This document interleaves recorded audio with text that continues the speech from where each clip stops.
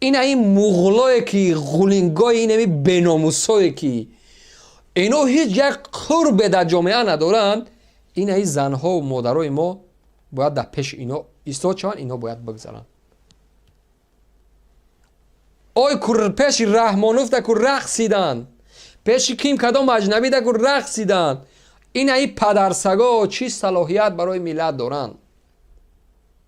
این بناموسا برای این ملت چی خدمت کردن؟ من بالای این بسیار غضبم میبیو که صلاحیت این همی چرتکا را برای من بگن یا کی هستن؟ اینها به جامعه چی صلاحیت دارن؟ چرا مادر و خواهر تاجیک پیش این باید برقصه؟ چرا باید در صف بیست دستاش پیش برش؟ این چرتکا باید بگذارن. برای چی؟ ناموس. من میخوام این شما در بحث ناموس گپ بزنم.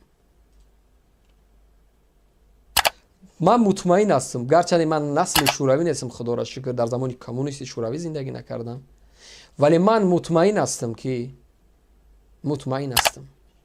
در او زمان ما ملت تا این حد پس نفرمودیم.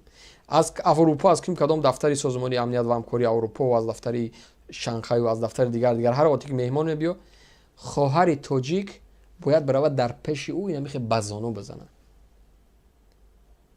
این یک مصیبت است برای یک ملت مسلمان. او زلیم خان گفته گشت است. این ایجاد خواهرها و مادرای شما در پشت آمدن پیش جیمز دا چیکار میکنن؟ رقص میکنن. مرحمت. کی ملت به روز آورد؟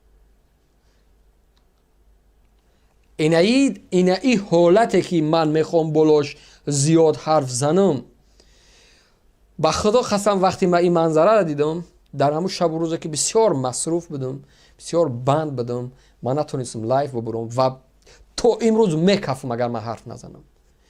این مغلایی که غولینگای اینمی بناموسایی که اینا هیچ یک قرب در جامعه ندارند، این زنها و مادرای ما باید در پیش اینا ایستاد شوند، اینا باید بگذارن. آی کور پیش رحمانوف در کور رقصیدن، پیش کیم کدام اجنبی در کور رقصیدن. این پدرسگا چی صلاحیت برای ملت دارن؟ این بناموسا برای این ملت چی خدمت کردن؟ کی اجازه داد؟ چرا مادر تاجیک، زن تاجیک، خواهر تاجیک امروز با این حد، با این اندازه آمده است، پس رفته است که نزد این 4 تا چاپلوسی بناموس، یک بوزی که در امنیت نشتنی کار میکنه پیش ایو باید ایستاد شوند. آی پدرای عزیز، آی مادرای عزیز، آی برادرای عزیز، آی زنا و خواهرای شما اینقدر بناموس شدن که پیش اینمی 2 تا بناموس ایستاد میشوند. ناموس داریم کو دیگر رحمانوف کو عادت شده است. این همی غولینگای احمقی که میبینه، این همی چرت و پرتا. آخه بیاره پیش کنیم چهرهش شما ببینین. آخه این کی است باید پیش این مادر تاجیک بیسته؟ این کی است؟ آی مردم،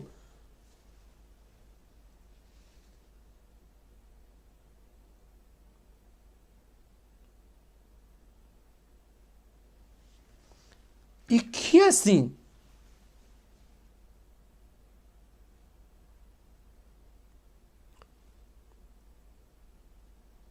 خدا قسم من نمیفهمم تو این درجه دیگر پس رفتن. خب پیش رحمانوف اساسگذار صلح و وحدت، ششکرته قهرمان، پدر، مادر، کلون، داماد، خب رقص دیدین، آموخته شدیم، اینا یک شعار کردیم، یک چیزی معمولی عادت شد برای مردمی ما، رفت. پیش وزیر و کبیر و رئیس و صغیر رفت. اجنبی ها آمدن، پرزیدنت بود و او جرنوس یک نفری که هر روز ملت تحقیر میکنه، بغل او در دروازه خواهرای تاجیک. خب گفتیم بیا، خب گوشها را جق کردیم، ندیدیم، راه یعنیم کردیم، ایواز کردیم. این چرتکایی که دیدستین، این نجسکایی که شما دیدستین، پیشوی اید علکه دخترکای یاش جوان دختره که این فردا با شوهر باید بره، این باید فرزند تربیت کنه که آینده این ملت باشه. پیش این چرتکا میبیاد استاد میشن، اینا باید بگذارن. اوی مردم، اوی دوستایی که مرا میبینین، ساعت این همه احمقی گذشته است. ملت نیاز به یک روانشناس دارد، ملت نیاز به یک پسیکولوگ دارد که اکنون باید ما و شما را چکار بکنه، اصل زندگی را بفهمونه. زندگی این نیست، به خدا قسم این همود زیستن در کشورهایی که دین نیسته توی حد اجازت نمیتن. به خدا خب ما بالای این بسیار غضب میبیو که صلاحیت این همه چرتکا را برای من بگن یا کی هستن. اینها به جامعه چی صلاحیت دارن؟ چرا مادر و خواهر تاجیک پیش این باید برقصه؟ چرا باید در صف بیست دستاش پیش برش؟ این هیچ چرتکا باید بگذارن. برای چی؟ سوال است برای چی؟ کی جواب میتید؟ کو یک چاپلوس برای ما برای جواب ده که برای چی باید زن تاجیک، مادر تاجیک پیش این چرتکا دا ایستاد شود؟ سلام علیکم اکا بروز. علیکم السلام. سوزی نازیت اینجا اکا. تشکر زیاد. خوب باشه الان نگهبانت باشه. میگم اکا جان همیون معطوری هم کلی بیناموز شدگیان؟ بله برادر، تصور کو که میگه که من آمادم که زن و مادرم پیش رحمانو برارم، دیگه من هیچ بحثی ندارم واقعا. از این زیاد بیناموسی نمیشه. حتی یک خروس است کو برادر، یک پیش گپ توندم مرغ است کو، مرغ و خروس. ما واقعا دورایی که کودک بودیم در حوالی ما مرغ داشتیم، من همین نظر میکردم وقتی خروزی همسایه می اومد، همین خروز دفاع میکرد از همون موکیونایی که هست، همون مرغایی که هسته دفاع میکرد، خاطر اونها جنگ میکرد تا جایی که زورش میرسید، نمیگذاشت نزدیک شوند، نمیگذاشت. ولی یا من نمیدونم ده یا از مرغم بهتره. پروردگار شاهده که این میاره گوش میکنم کو نمیدونم گریه کنم یا بخندم، برای که من یا جوانه یا میگه که زن من قطعی دخترم، من مهمون نوازی میگیرم میبرم در پیش میمونم سر لیچ او را پیش آخه مردی دیوس میشود.